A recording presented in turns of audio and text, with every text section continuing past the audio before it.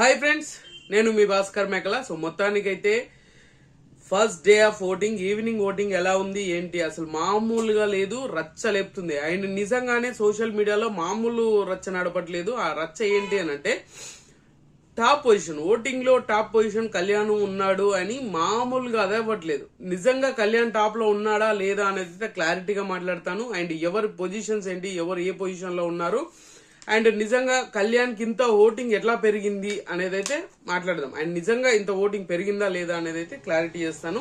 అంతకంటే ముందు వీడియోకి ఒక లైక్ వేసుకొని వీడియో ఎండ్ వరకు చూసే ప్రయత్నం చేయండి ప్లీజ్. వీడియోకి ఒక లైక్ అయితే వేయండి.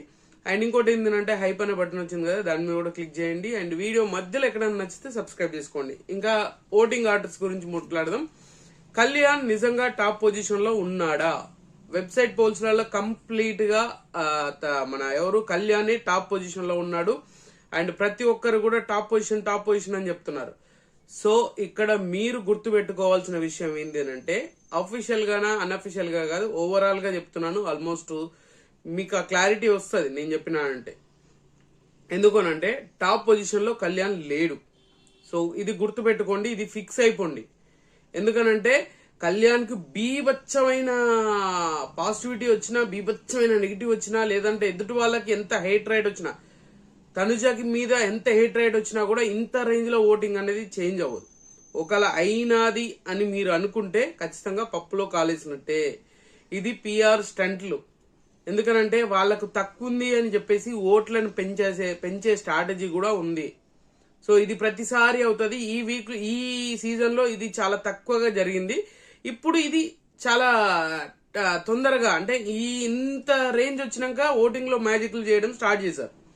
సో ఖచ్చితంగా పిఆర్ స్టంట్లు. అండ్ ఖచ్చితంగా కావాల్సుకొని తనుజ సెకండ్ పొజిషన్ లో ఉంది, థర్డ్ పొజిషన్ లో ఉంది, కొన్ని పోల్స్ లలో థర్డ్ పొజిషన్ లో కూడా ఉంది అని చెప్పేసి చెప్తున్నారు. అది జరుగుతుంది వెబ్సైట్ పోల్స్ లలో. కానీ ఓవరాల్ గా చూసుకుంటే మాత్రం టాప్ పొజిషన్ లో తనుజ మాత్రమే ఉంది. తనుజకి ఓటింగ్ చాలా బాగా పడుతుంది. అండ్ తనుజని ఎవరైనా తక్కువగా ఉంది ఓటింగ్ అని అంటే ఖచ్చితంగా నమ్మకండి. అది పిఆర్ స్టంట్లు మాత్రమే. మీరు పానిక్ అయిపోయి అడావిడిగా రచ్చ చేసేసి ఏదో అర్చులు కేకలు కింద కామెంట్లు మీ ఇష్టం వచ్చినట్టు చేస్తే కుదరదు కదా. సో ఒక్కసారి గుర్తు పెట్టుకోండి. సో తనుజనే టాప్ లో ఉంది, ఇది రాసి పెట్టుకోండి. నిజంగానే చెప్తున్నాను, తనుజ టాప్ లోనే ఉంది. సో 27% తోటి టాప్ పొజిషన్ లో ఉంది. బట్ ఇది ఇంకా దీంట్లో మార్పులు చేర్పులు ఇలాంటివన్నీ ఏమీ లేదు. క్లియర్ కట్ గా మీరు గుర్తు పెట్టుకోవాల్సిందంటే తనుజ విన్నర్ మెటీరియల్ అని ముందే చెప్పాను. తనుజకు ఆ రేంజ్ ఓటింగ్ పడుతుంది. ఇప్పుడు మనం 27% ఉందా, అఫీషియల్ ఓటింగ్ లో ఇంతకంటే ఎక్కువగా కూడా ఉంది అని అంటున్నారు. బట్ మనకు తెలిసినది మాత్రమే చెప్పాలి కాబట్టి నీకు క్లారిటీ ఇస్తున్నాను అనమాట అందరికి. సో 27% తోటి టాప్ పొజిషన్ ఉంటే సెకండ్ పొజిషన్ వచ్చేసరికి మాత్రం కళ్యాణ్ ఉన్నాడు. సో కళ్యాణ్ కి బెటర్మెంట్ ఓటింగ్ పడుతుంది. ఎలా పడుతుంది అని అంటే, కళ్యాణ్ ఫ్యాన్స్ ఉన్నారు చూసారా, వాళ్ళు ఓటింగ్ వేసేదానికంటే ఎక్కువ కూడా తనుజ మీద హేట్ రైట్స్ ఉన్నారు చూసారా, తనుజని హేట్ చేసే వాళ్ళు ఉన్నారు, వాళ్ళు మాత్రమే ఈయనకు కళ్యాణ్కి ఓట్లు వేసేసి ఈ దరిదాపులో ఉన్నాడు మనోడే, సో మనోడిని తనుజను బీట్ చేసేద్దాము అని చెప్పేసి మస్తు అంటే మస్తు చేస్తున్నారు మ్యాజిక్లు జిమ్మిక్లు ఎన్ని చేసినా కూడా ఏదో ఎక్కడో ఒక దగ్గర ఖచ్చితంగా దొరికిపోతారు. అది క్లియర్ గా జరుగుతుంది. సో కళ్యాణ్ కి 20%, మార్నింగ్ కి ఇప్పటికీ ఒక 1% పెరిగింది. అంటే అంది వేలో ఉన్నట్టుగానే 20% అనమాట. సో కళ్యాణ్ ఓటింగ్ వైజ్ చూసుకుంటే మాత్రం ఖచ్చితంగా 20% అయితే పక్కా పడుతుంది. ఇది క్లియర్. అలాగని చెప్పేసి తనుజ కంటే ఎక్కువ ఓటింగ్ పడుతుంది అనేది అది రాంగ్ స్టేట్మెంట్, రాంగ్ మిస్టేక్ కూడా. అసలు మిస్టేక్ అంటే మిస్టేక్. అది మీరు దాన్ని నమ్మారు అని అంటే ఖచ్చితంగా మీరు పప్పులో కాలేసినట్టే. అది క్లియర్ గా రాసి పెట్టుకోండి. అండ్ తర్వాత పొజిషన్ వచ్చేసరికి భరణి గారు ఉన్నారు. సో భరణి గారికి ఈ రోజు మంచి ఎపిసోడ్ పడబోతుంది. భరణికైనా ఈ రోజు హౌస్ మేట్స్ అందరికి, ఆల్మోస్ట్ అందరికి కూడా మంచి ఎపిసోడ్ పడే ఛాన్సెస్ ఎక్కువగా ఉంది. అండ్ బాగుంటది. బట్ ఎడిటర్ మామ కట్ చేయకుండా ఉంటే చాలా బాగుంటది. ఈ రోజు ఫన్ వే ఉంటది, అన్ని యాంగిల్స్ ఈ రోజు చూస్తారు. టాస్కులు 2 టాస్కులు జరిగాయి కదా, ఆ టాస్కులు. సో రీతు ఇంకా మారదు, ఫిక్స్ అయిపోండి. రీతు ఇంకా మారదు. ఎంతసేపు పవన్ సేవ్ చేయాలి, పవన్ కోసమే ఆడాలి, పవన్ చుట్టే తిరుగుతున్నట్టుగా ఉంది ప్రతి గేమ్ లో కూడా. సో ఇంకా రీతుని మనం కన్సిడర్ చేయడం వేస్ట్. ఎందుకంటే ఈమె స్పెషల్ కేటగిరీ కాబట్టి ఈమెకు ఓటింగ్ తోటి సంబంధం లేదన్నట్టుగా ముందుకెళ్తుంది. సో భరణి గారికి ఈ రోజు మంచి ఎపిసోడ్ పడబోతుంది. అండ్ 15% మార్నింగ్ కి ఇప్పటికి చూసుకుంటే ఒక 1% తగ్గింది. అండ్ కళ్యాణ్ కి ఒక 1% పెరిగింది కాబట్టి నాకు ఓటింగ్ కాన్స్టెంట్ గా పడ్డది భరణి గారికి. 15% తోటి ఓటింగ్ చాలా స్టేబుల్ గా పడుతుంది. అండ్ చాలా అంటే చాలా బెటర్మెంట్ గానే ఓటింగ్ పడుతుంది. అండ్ తర్వాత పొజిషన్ వచ్చేసరికి సుమన్ శెట్టి. సో సుమన్ అన్న ఉన్నాడు. మార్నింగ్ కి ఇప్పటికీ ఒక 1% ఓటింగ్ తగ్గింది. అండ్ ఈ రోజు టాస్క్ ఆడాడు కదా, ప్రోమోలో చూసిన టాస్క్ లో అది ఎర్రగదీసేశాడు.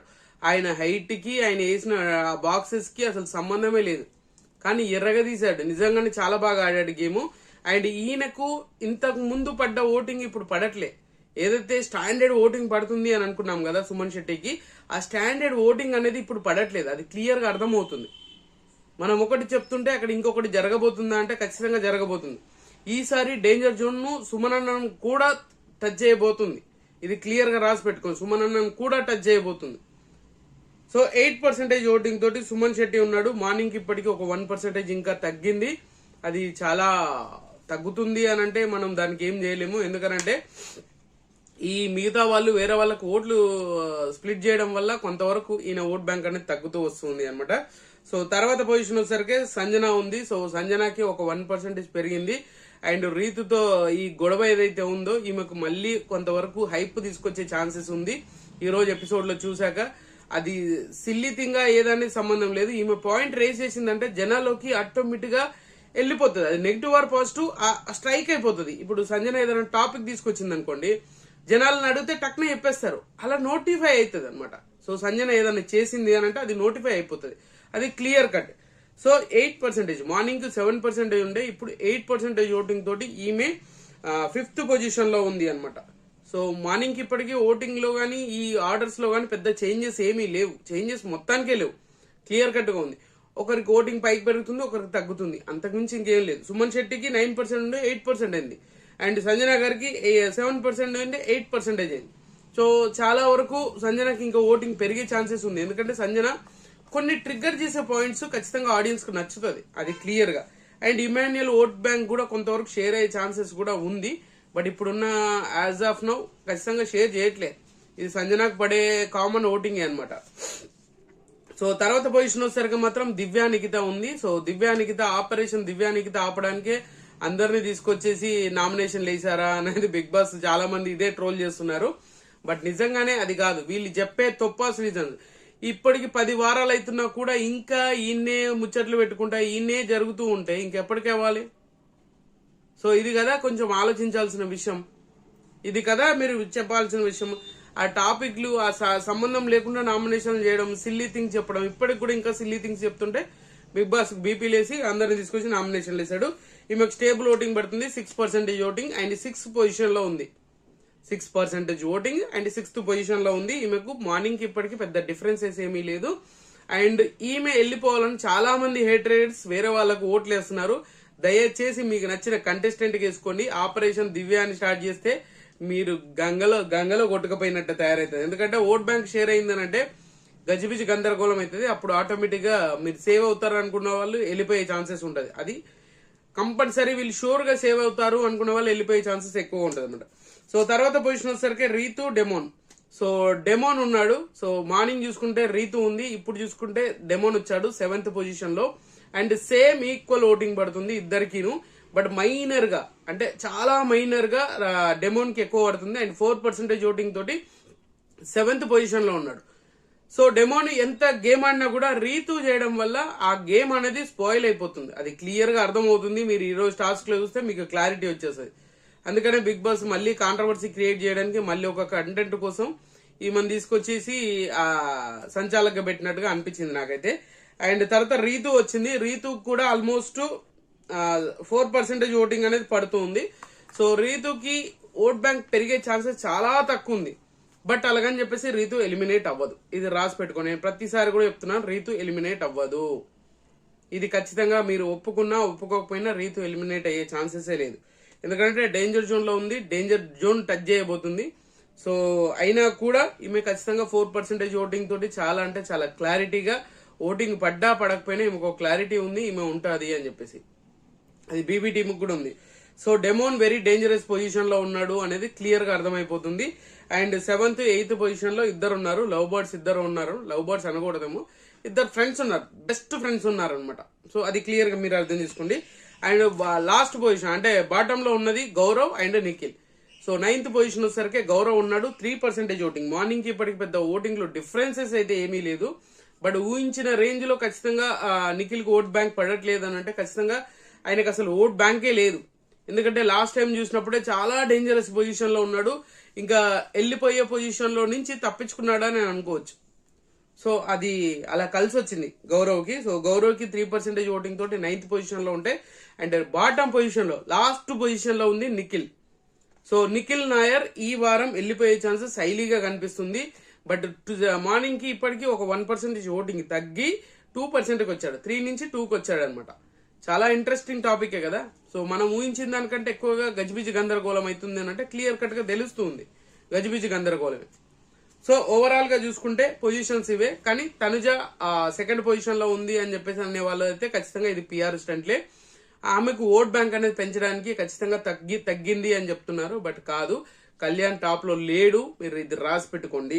ఇంకా క్లియర్ కట్ గా ఓవరాల్ గా పొజిషన్స్ ఇవే. తనుజ టాప్ లో ఉంది, 2nd వచ్చేసరికి Kalyan, 3rd Bharani, 4th Suman, 5th వచ్చేసరికి సంజన, 6th వచ్చేసరికి దివ్య, 7th డెమోన్, 8th వచ్చేసరికి Ritu, 9th Gaurav, 10th position last position వచ్చేసరికి నిఖిల్ ఉన్నాడు.